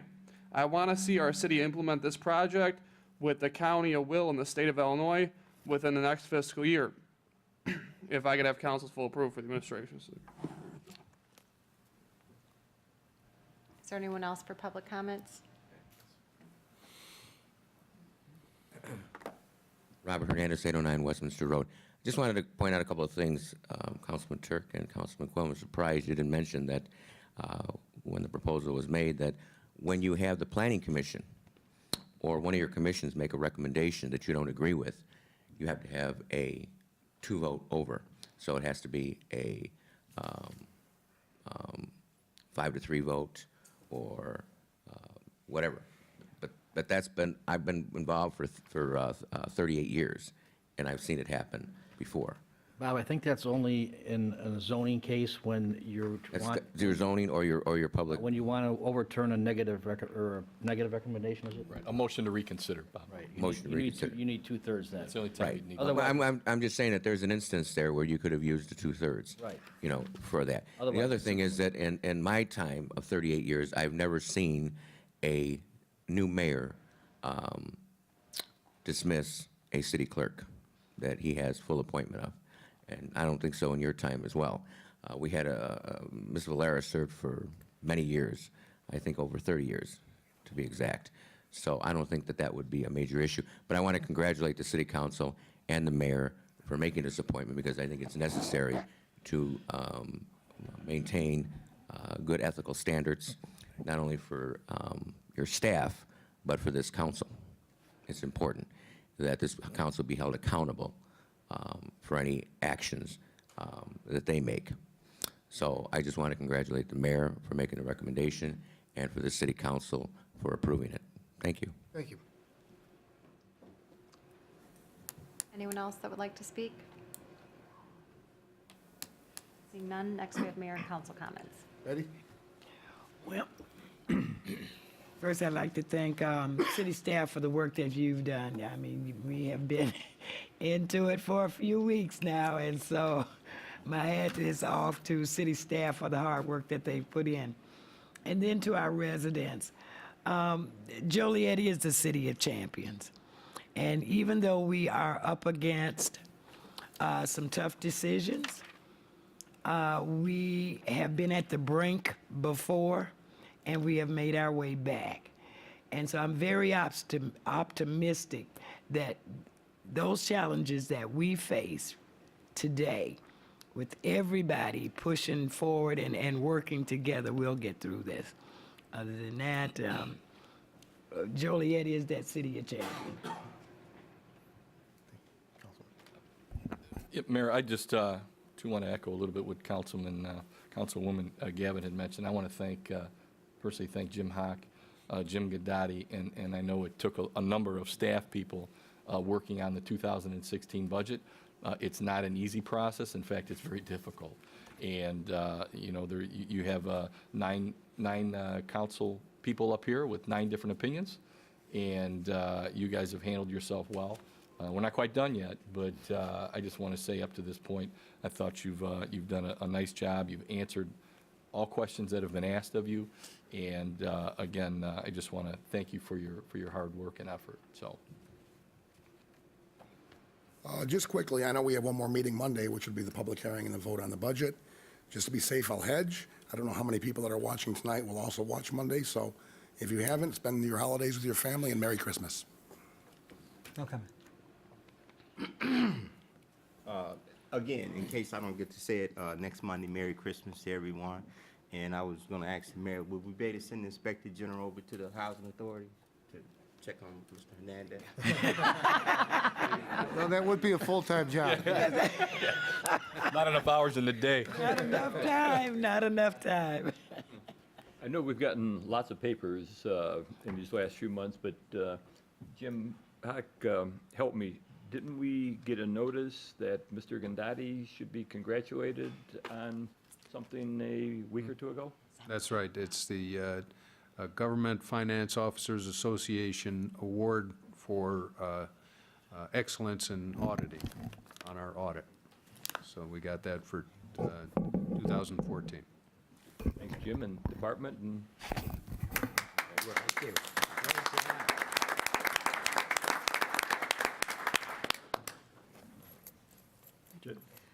I'd like to thank staff and all our employees for all the hard work that they do. Their job isn't easy, but I'd like to thank them all for, when I come to them with problems and questions, that they get back to me in a timely fashion. And I'd like to wish all my colleagues up here a very Merry Christmas, and those at home, Merry Christmas, Happy Hanukkah, and Happy Kwanzaa, and also a happy, blessed New Year. And let's hope that 2016 brings everybody better, what do I want to say? Better luck, better prosperity. Thank you. Your Honor, I'm sure you're going to give us a little bit of time Monday night to see our Christmas greetings. Sure. I have no comment. A couple items. Number one, thank you to the staff of Hufford Junior High School. I was fortunate enough last Friday to be principal of the day. Really impressed with the job that's being done over at Hufford. Great staff, great reception from the students. So I really enjoyed it and very impressed, very professional staff. And then the follow-up, yesterday, Hufford Junior Orchestra came to City Hall and performed a mini concert in City Hall. Very talented young men and women. So again, congratulations to the great job they're doing at Hufford. I also want to thank Chief Benton and the Joliet Police Department Auxiliary. You had a dinner last week honoring our auxiliary police officers. These are all volunteers. They aren't paid, but they're out there doing, quite frankly, a lot of jobs police don't like to do, like direct traffic. So thank you to all those men and women for volunteering for our community. And a reminder that there is an element of danger. Some time ago, there were 2 Will County auxiliary officers that were gunned down in our community. So thank you again to those brave men and women for volunteering their time. And then finally, last week, I was at ITL for ribbon cutting at Center Point. I want to thank ITL for choosing Joliet and point out to our people that this is a $23 million investment this company is making in our city. Along with the construction jobs, there will be 80 permanent jobs. It's a 300,000 square foot facility that's being constructed. So again, I think the south of Joliet really continues to develop economically. I know in all the talks we've had with the state and federal officials, we are pointing out not only Will County, but specifically what's happened in Joliet is one of the few economic success stories in Illinois. So great job to our staff for working with them, and there's more to come. So I think there is going to be more good good news in 2016, which I think is important because ultimately we need to grow our local economy. We're looking at the numbers. We all know we have to do it. We are doing it in the south, and we're going to continue doing it next year. And then finally, thank you to all our staff and employees for this budget process. It's been an ugly process. I think we all agree. I do want to thank the citizens who came tonight and have come to the budget meetings for the open debate. I think debate is necessary, and quite frankly, I think it's how you get to the best answers as a group. I know there's been a lot of comment about the debate last night. Personally, I think debate is healthy. I think we always have to maintain both us on the council and the public decorum. But having said that, I'm sure we're going to have another spirited meeting on Monday. I look forward to it. I encourage people to come and participate. And I want to thank the council for also showing passion about these issues and debating with each other and with our citizens. So having said that, we will be back on Monday. Have a good week, everybody. Is there a motion to adjourn? So moved. Motion seconded to adjourn. All in favor? Aye. Meeting adjourned. Yeah, I'm going to give it. I know what you